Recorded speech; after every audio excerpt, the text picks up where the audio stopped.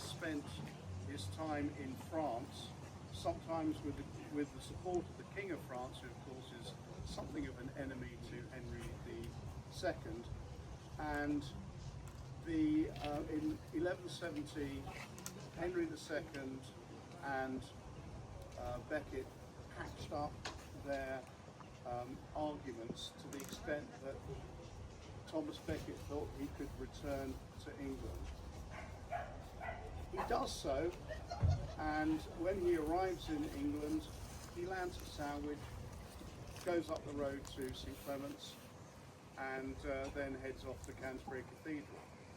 The first thing he does is excommunicate 3 bishops who have all just crowned Henry II's younger son, also called Henry, as King of England.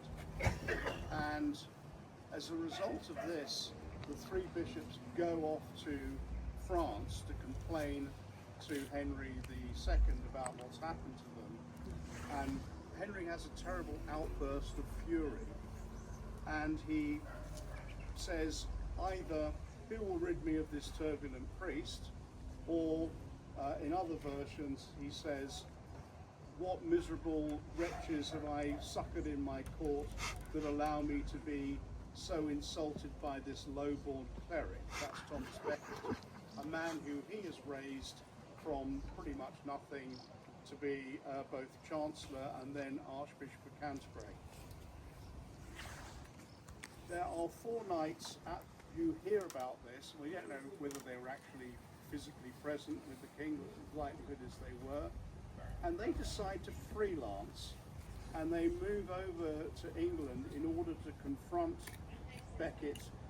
And what happens next is that they arrive in England, probably at Sandwich, and they head off to Saltwood Castle.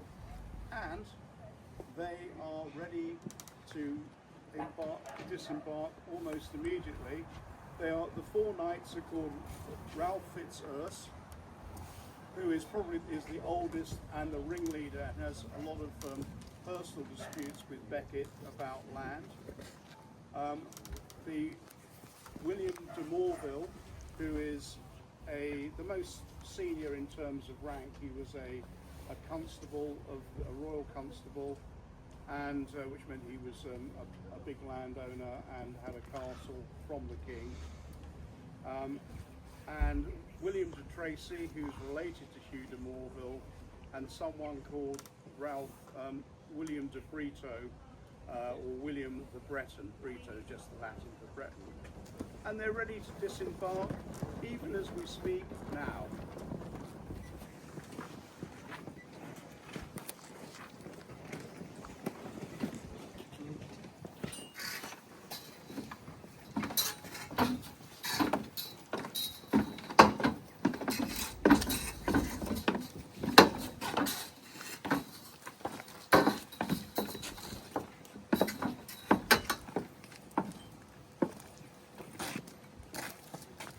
So, who is this here Beckett? I don't know, but he's going to be wearing an habit. An habit?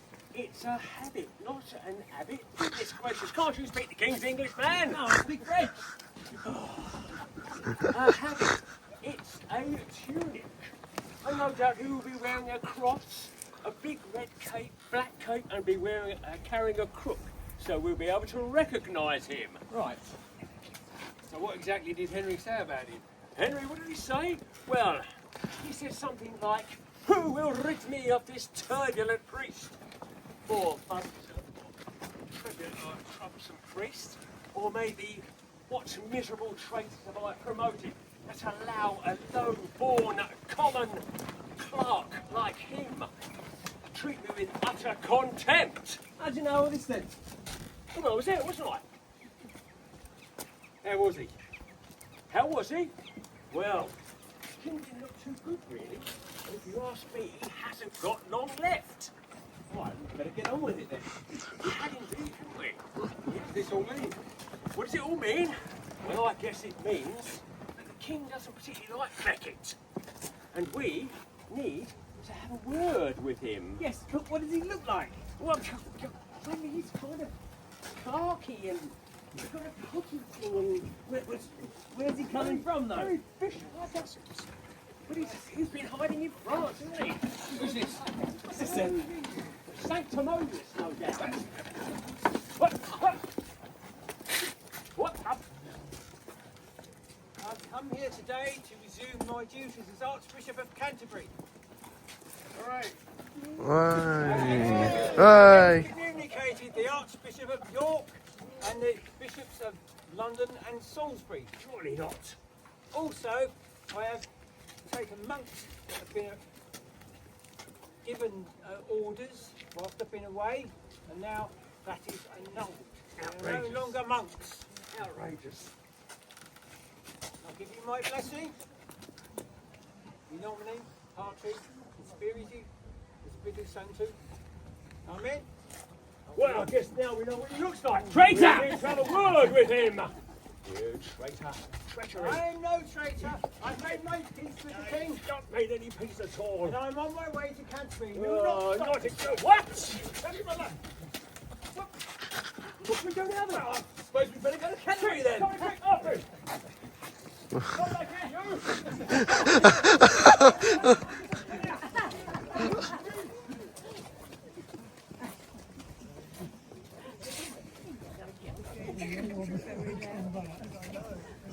And so, how does this all end? I think you probably all know the story. The knights actually confronted Beckett.